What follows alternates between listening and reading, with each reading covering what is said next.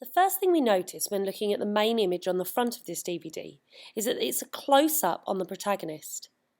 This close-up allows us to see his facial expressions, which are serious, stern and mysterious.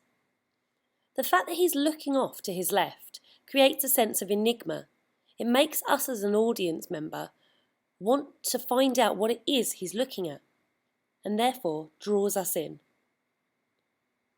The other main part of this close-up is the gun that he's holding. The image of a gun is both a symbolic code and a convention of the genre of this film, action. Next, our eyes are drawn to the background images, of which there are many, unlike Casino Royale. Starting from the top, we see sheet music. This is a reference to the idea of the Bond theme. It's quite an important part of each Bond film who is going to record the Bond theme, and you can see in the top right corner, by Monty Norman, although the last name is disguised slightly by the silencer of the gun. This gives quite high billing to the composer, which shows how important this is. Below the music to the left, we see someone falling from a set of stairs or a ladder, and below that, a car chase. The car chase, again, is a convention of the action genre, which suggests to the audience what kind of film they might be watching. In the foreground, there is an image of a scantily clad woman. This is a Bond girl. Bond girls are something we see in every single Bond film. A young, beautiful female who acts as a sidekick or an antagonist to James Bond. This actress, Ursula Andress, is dressed in a pale white bikini. The connotations of the colour white are good and innocence, so this suggests that her character may be on James Bond's side. We'll talk about how this links into the target audience later on. Next to this image, we see people playing poker in a casino and playing cards. This, again, like the Casino Royale cover, suggests risk and intrigue and may suggest that this is something that happens within the narrative and draws us in. Will we see gambling? Is some of the film set in a casino? Only time will tell. We see someone playing golf in the bottom right-hand corner. Again, does this suggest that this is part of the story? And the last image above that, in the mid-right, we see a tropical island. This idea of the exotic island perhaps suggests that some of the film and some of the narrative will be set in some exotic location. Maybe this is something that people would strive towards, something people would love to have themselves.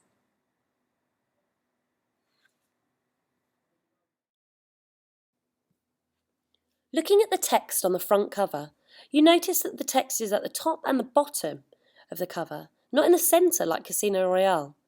This means when we first look at the main image and the front cover, our eyes are drawn to the main image as opposed to the text. At the top of the DVD cover on the front, you see James Bond Collection Special Edition and the numbers 007. The numbers 007 are instantly recognisable as James Bond's spy number, so anyone who's a previous fan of James Bond will recognise it from that. The first 0 isn't used as text. Instead, it is an image of staring down the barrel of a gun at a figure dressed in black and white. This is also an iconic James Bond image. In fact, this gun barrel shot sequence was first seen in Dr. No, but has been seen in every James Bond film since. When talking about the main image, we already talked about the high billing of the composer. When we look at the production information on the bottom right-hand corner of the front cover, we notice quite a lot of production information on the front cover, whereas in Casino Royale it was mostly on the back.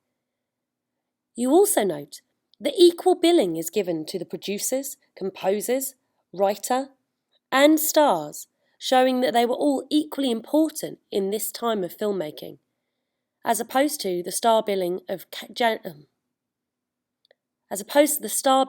the star system of Daniel Craig on the Casino Royale cover. On the rear of the DVD, We see far more text than we see on the front. This is a convention of DVD covers, because they want the front cover to be eye-catching, and then once you've picked it up and turned it over, then you get all of the key information about why you would want to purchase it.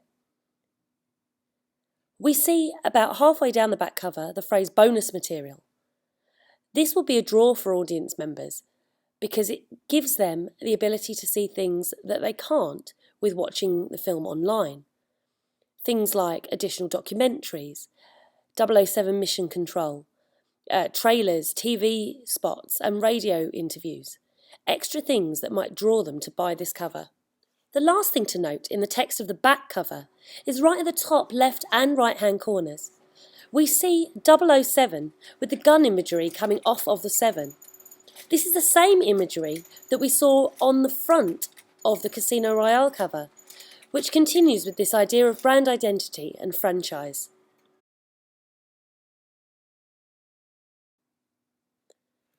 There are 4 smaller images on the back cover, the largest of which is a mid-2 shot, 2 smaller profile shots and a smaller 2 shot set in a bar. In the largest 2 shot, we again see the Bond girl, Ursula Andress, in her white bikini. She has her arm around James Bond, who has his arm around her. This may suggest that the narrative may involve a romance between the 2 characters. They have a shadow behind them, and although they are well lit, the background is not, perhaps suggesting that danger and darkness is creeping upon them. The 2 profile shots are polar opposites. The one on the left seems to be of the antagonist. It has a red background, and the connotations of red could be danger, blood, or death, suggesting that he may be the villain. Also, this shot is quite poorly lit, with shadows under his eyes and on the left-hand side of his face as we look at it. These also suggest mystery and danger and evil. To the right of that, we have the profile shot of the Bond girl. This is completely different. Both she and the background are very well lit. In fact, the background has a blue tinge to it, which may suggest she's on a beach, which gives us this context of her being in a bikini. We do not see any clothing on her shoulders, so this again appeals to the male gaze, as both the front long shot on the main cover and the mid-2 shot on the back cover also suggest. The final image on the back cover, the smaller 2 shot under the profile shots, is interesting. The 2 characters in the 2 shot appear to be binary opposites in many ways, most notably in the way that they are dressed. James Bond on the left-hand side is clean-shaven, in a suit and tie, top button done up, in neutral black, white and grey colours, whereas the man on the right-hand side, as we look at the image, is dressed much more informally, bare arms, a bright red t-shirt and a Havana hat worn at a jaunty angle. This perhaps suggests that these characters are very, very different to each other, which could suggest conflict or maybe humour, as both characters are smiling. The character on the right-hand side is looking directly at James Bond, whereas James Bond is looking further towards the camera. This allows us to see more of James Bond's face than we do of the other character, which again suggests that he is the protagonist.